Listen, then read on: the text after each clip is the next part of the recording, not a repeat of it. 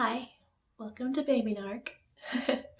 Although I always laugh when I say that. You know, the reason I call this channel Baby Narc is not that I'm the Baby Narc, but my quote unquote boyfriend, Brian, he is, well, he's a narcissist, and but he's not the raging narcissist that I have been learning about, so that's why I call him Baby Narc. It's like he's a narcissist, you know, low level narcissist that can even exist. Okay, so I had him on block, for like a week, and I swear, I need therapy because I am addicted to this man. That's what it is. I mean, there's no other thing to call it other than addiction. I mean, how can I continue to allow a man to make me feel horrible on a regular basis and keep allowing it, and not even just allowing it, but like I keep trying as hard as I can to, have a relationship with him. I mean, why don't I have a relationship with black tar heroin? I mean, it's the same thing. It's toxic. So yes, this is an addiction. And, we could all argue for days about whether or not this is some sort of demonic influence, or if narcissists, put a spell on us, or what it is. But whatever web he's got me entangled in is something that it's not even just that I can't escape from it, it's that I don't want to. Like, this is crazy. Okay, so I had him blocked for like a week after the fiasco of him pulling up out in the middle of the street by my apartment and getting me to, or wanting me to go to the store with him, and then taking off before I even got out the door, that kind of game that he's always running with me. So I blocked him for like a week, but unblock, you can still leave a voicemail. And of course, he did. He kept leaving me multiple voicemails, blah, blah, blah. And then, of course, he threatens me. So he says, actually, here's what happened. He calls me from his mommy's cell phone in the middle of the night, like at 5 o'clock in the morning, knowing that I have to get up in like an hour and a half to go to work. So he did that on Thursday. No, oh, shoot, my days are all running together. Anyway, a few days ago. And he says, I know you've blocked me. I'm calling from my mom's phone. And, I'm trying so hard to make things work with you. And this is my last attempt. If you don't call me back here in just a little bit, it's the middle of the night, dude. If you don't call me back here in a little bit, I'm only going to have my mom's phone for like, a little while. I'm getting a new number when the phone store opens in a couple hours. I'm going to get a new number, and I'm only giving it to certain people. I'm done with everybody. I'm done with all my druggy friends, which is good. That part is good. I'm trying to eliminate people from my life, and I still want you to be in my life, but we just can't get along, and this is my last attempt to try to work things out with you. And if you don't call me back, I'm just so done. And, whatever, I'm moving on. And he says, I even might be moving out of state. And of course, what he means is to go live with his daughter and her boyfriend. That's probably what he would plan on doing and be their problem. But, blah, blah, blah. And the only reason, well, I guess he'd called me about 6 times. Throughout the night, starting at about 5 a.m. And then I got up, go bathroom, whatever, and then I saw that he called, and I'm like, and I do have his mom's number in my phone, so I knew who it was. And so I call him back, and I'm just like, whatever. And so we talked for just a few minutes, and he's like, you better start being nice to me. Okay, yeah, right. Basically stop complaining about all the horrible shit I do to you is really what he meant. And he says, yeah, I'm getting the new number just as soon as the phone store opens. And, I'll call you here in a little while after I get the number. But you got to prove it to me that something, you're going to be nice to me. I don't know, whatever. But something that he used the words, prove it to me. Dude, seriously? I've treated you better than anybody in your whole entire life. I've already proven myself to you. So, the day goes on, and, I'm just like, whatever. And then I'm kind of thinking to myself, you know what? I hope he gets a new number, and I hope he never calls me from it. I hope that he just eliminates himself from my life, because this is just too much drama. But of course, I also have that aching feeling in my gut being like, oh my gosh, what if he doesn't ever call me? What if this really is it? And that's where my addiction to him comes in, because I can't quit this guy. It's crazy. So, whatever. So he never calls, and I'm thinking, okay, well, maybe this is a good thing. Then, the next day, he calls me from his same number, not his mom's number, his same old number. And he's like, hey, you want to come over?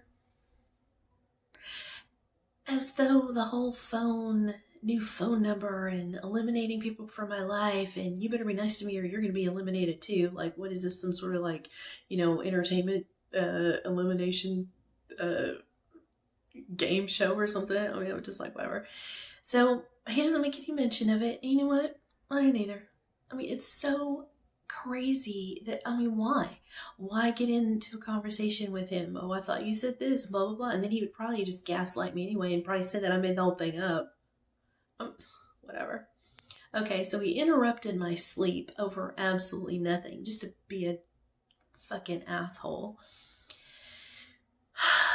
And then, of course, my dumbass, how he called me. So how he was able to call me is after the whole phone fiasco thing, I took him off block. I shouldn't have, but I did. So I took him off block, and then he called me.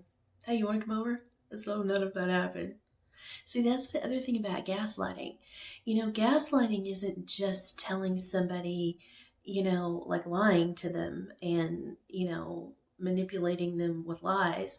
It's also pretending that conversations and events just never even took place. Like they just pretend it just never happened. And then if you bring it up, they start a huge battle over it, and you're left going, when you're first new into the narcissistic relationship, of course you always are going to question yourself. And if you're an empath like I am, you take all that on yourself, like everyone else's feelings and emotions and energy, like you absorb all of that.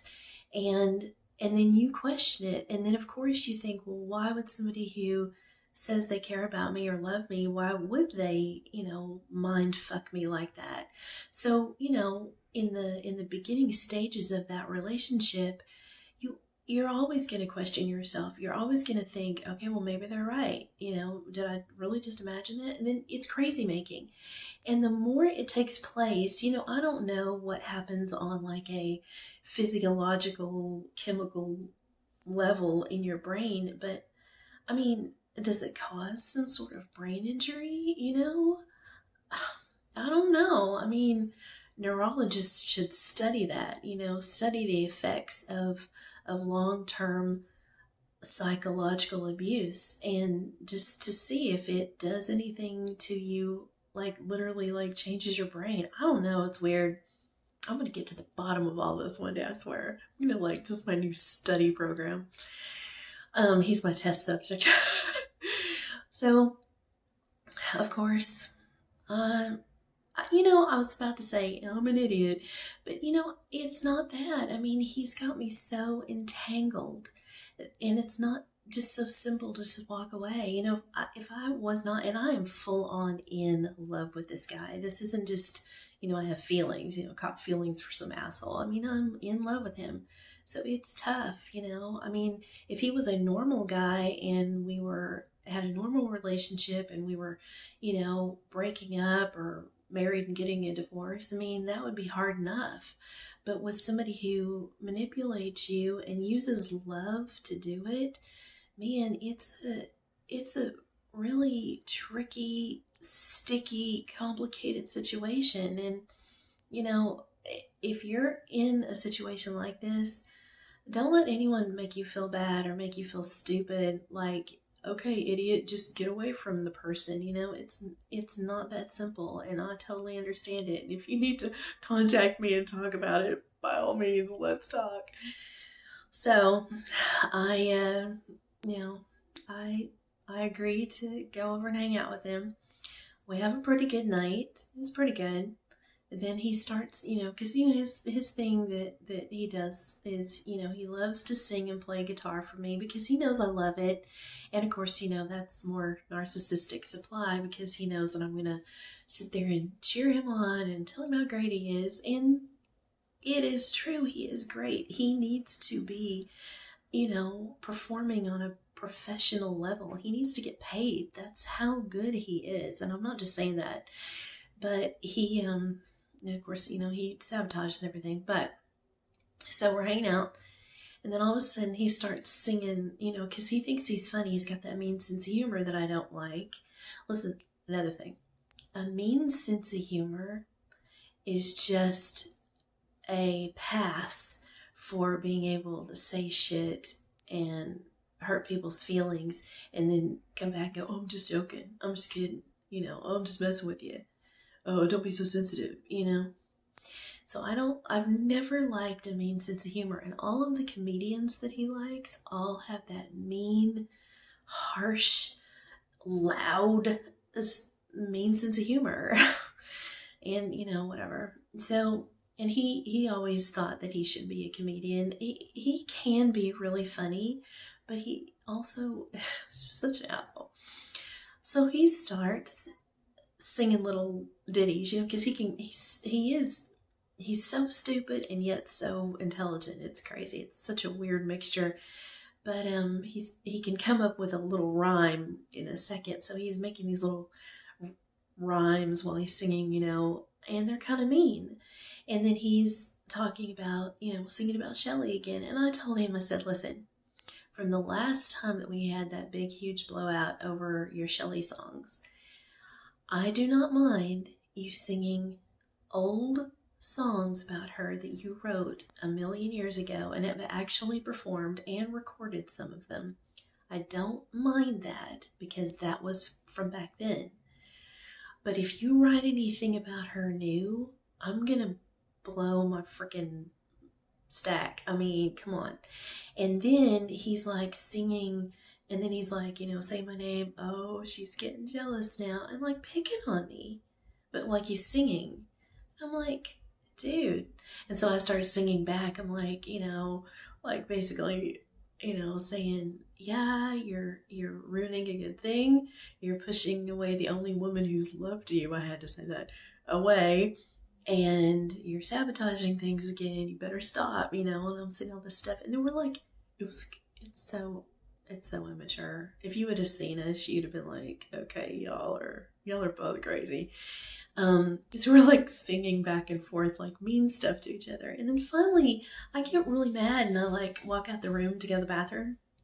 He's like, oh, you don't have to be that way. What, are you gonna leave? Are you just gonna fucking leave like that? I'm like, dude, I'm going to the bathroom. But when I come back, will you please stop? So, okay, so he does. Okay, so we're fine. Everything's fine. We're hanging out. Everything's cool. We're talking. We're having a good time. Blah, blah, blah. Everything is great.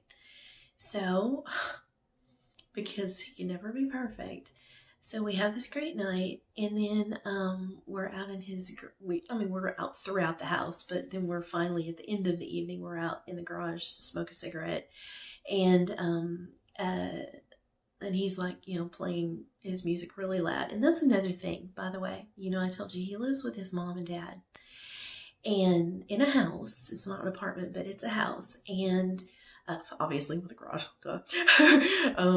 And he plays all hours guitar, amp on freaking 11. If you get that joke, put a comment below. just, concert level audio, volume anytime. I mean, he just takes advantage of anybody, and then when his parents complain about it, then he gets mad at them. It's like, whatever. So we're out in the garage. It's getting late. He's playing guitar. And then, so, I was like, because I had to go to work the next day. That was on Thursday night, so I had to go to work on Friday. And so I started getting my stuff together, and he's like, oh, you can take off. And I'm like, yeah. So he opens up the garage door, like the overhead door, I'm like, wait, I can't even like walk through the house to leave through the front door. And so I kind of went like that at him. He's like, well, you just have a problem with everything. Everything I do is wrong. And I'm like, dude, I go, whatever, And so he's like, I'll just talk to you later. And I'm like, okay, fine. So I go out the garage door, get my car and leave. So I'm just like, whatever. But I didn't block him.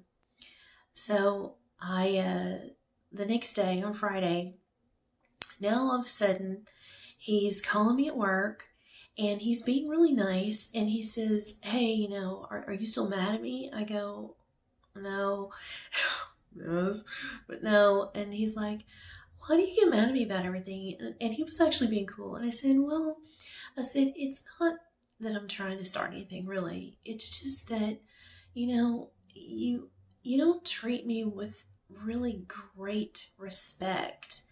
And I know, and I said this, I said, I know we're just trying to be friends and everything. And then he cut me off. He says, well, we're friends, but I am trying to get to know you. I am trying to do something with you here, like whatever that means. But, and I said, well, just, it's not the garage door.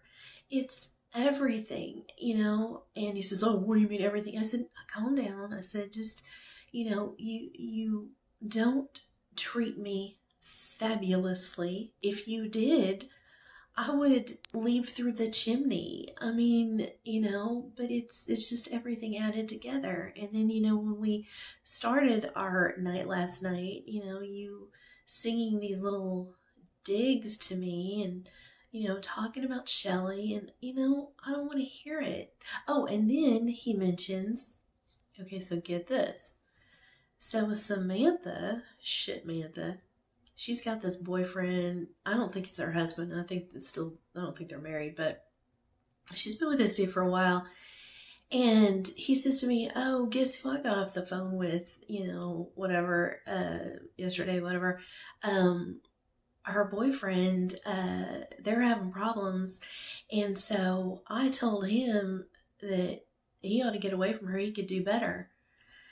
And man, that made me mad because I'm thinking to myself, now I didn't say it because he kind of didn't give me, I almost said it, he interrupted me, but I almost was about to say, are you trying to break them up so you can get with her? I mean, that's the feeling I got. I don't know. But he interrupted me and he says, see, you're always trying to think that I'm trying to fuck her and everything. And look what I did. I'm even admitting that she's a piece of shit, and I'm like, yeah, I guess so. Anyway, I just didn't want to talk about it. So we ended it there. But that's another thing. He does so many things to me that I don't trust anything that he does. Like, I feel like everything, well, that's a narcissist. Everything they do is on purpose. And the purpose is always bad. Okay. So, cut to Friday. I'm at work. He called me a couple times and he's being nice. He's trying to be funny and comical, blah, blah, blah. He's like, I'm at work and having a really good day. And, I had a good night with you last night. I hope you're not mad about the garage thing, and blah, blah, blah, blah, blah, whatever. And he says, I really care about you. And I said, okay. I said, good. I said, are you into me? And he goes, babe, I'm not in love with you, and I just want to make that clear, but I really, really like you. And the way he said it was, I know what he's trying to do. I know that he knows what a horrible piece of junk he is. And, he's had such problems with, well, everybody, but especially women. And I know what it is. I know that he's testing me. He's trying to make sure that I'm going to not leave him. He's putting me through every freaking test. He's making me freaking walk over coals just to prove my loyalty to him. And you know, and I know that's a narcissist thing. They just don't trust anybody because they can't be trusted, and everybody that has been in their life that has created them into this narcissist can't be trusted. I mean, it's just the whole mess. So I come along and, he just thinks that I'm just another chick who's going to do him wrong. And it's sad because if he wasn't the way he is and he wasn't so mistrusting and so untrustworthy, we could have a great relationship. I mean, 4 years now have gone by and it's just been hell, and it could have been awesome. You know, it's a damn shame. And I've made mistakes too. Of course, I lie in bed at night, awake all night, trying to figure out what I've done wrong, what I could have done differently to fix it. But I mean, most of the problems come from him. And what am I gonna do? I can't do anything about that. If I was the cause of the problem, then I could fix the problem. But he's the cause of the problem, so there's nothing I can do. I need to just walk away. But nevertheless, okay. So this is Friday, yesterday, and he then he calls me back, and now he's in a really shitty mood.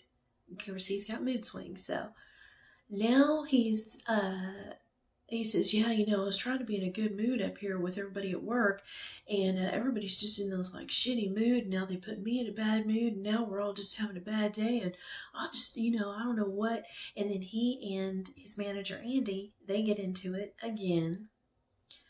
So I'm just like, whatever. And then he keeps calling me, and once again, I'm at work. And so he says, on this one phone call, he says, you need to tell me, he's kind of kidding, but not really. You need to tell your boss that he needs to let you talk to me as long as I need to talk to you because I really need you today. I'm like, dude, man. But anyway, whatever. So I keep talking to him, and he keeps hanging up and then calling me back and, texting me and then calls me later, this whole, just chaos because everything's chaos. So finally, around like 3 p.m., and these phone calls started at like 9 a.m., about 3 p.m., he says, yeah, I'm sick of this place. I'm going to put my 2 weeks notice in and fuck everybody, fuck this world. I don't have to work here. And I called up another pizza company, and I've got an interview with them today. And, fuck these people, blah, blah, blah. So I'm like, okay. So I guess he quit his job yesterday. Okay. So I'm like, oh my God. And the more questions I ask, the more we get into it. And half the shit that he tells me is either a flat out lie or it's just so wrapped up in bullshit and, his emotions at the moment that aren't even real anyway. So it's like, if I get all upset and be like, oh my God, what do you do for a job? And blah, blah, blah, I mean, why? Because, 5 seconds later, the whole, mess will turn into something different, either worse or better, whatever. So it's like, it's just a waste of my time. Okay. And so that was about 3 p.m. I guess maybe I talked to him, maybe another hour went by. I talked to him again, whatever. And so he's dead set now. He's put in this 2 weeks notice, blah, blah, blah. So then I don't hear from him. And I'm just like, I just don't even want to go there. I really don't. I'm just like, I just want to have a little bit of break, a little bit of peace. So, and then of course, anything I say that's not totally on his side. Well, he said to me, he's like, I hope you support me in this decision. I'm like, oh my God, I'm just like, well, I hope everything works out. Because, anything I say that's not, hey, man, you're doing the right thing. If I don't say something like that, then he thinks I'm against him. So we fight, and it's just not worth it. So, don't hear from him. And then, of course, about 2 a.m., he starts calling me and we have a phone conversation. He actually has been better because I told him that I'm done texting. It's too much complication. He mind fucks me. I mean, I didn't say that, but he mind fucks me with all the, crazy ass text messages of words and sentences that don't even make sense, and saying things, and then he comes back later and lies and says he didn't say it or didn't mean it. So I said no more texting. So for the most part, he's been better about that. So he does call me. It's like 2 a.m. He's like, well, I don't know why I haven't heard from you all day. I'm like, yeah, you could have called me, but I just was like, oh, hey, what's up? Just playing that game. And so we have a really nice conversation. And he mentions again about his 2 weeks notice. And I almost asked, oh, did you have that interview today? But if he would have had the interview and would have gotten another job, trust me, he would have told me. And he didn't say anything. So I guess now he's jobless. Who knows?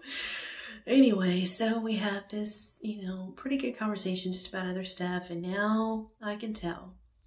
Now he thinks that we're together now. Oh.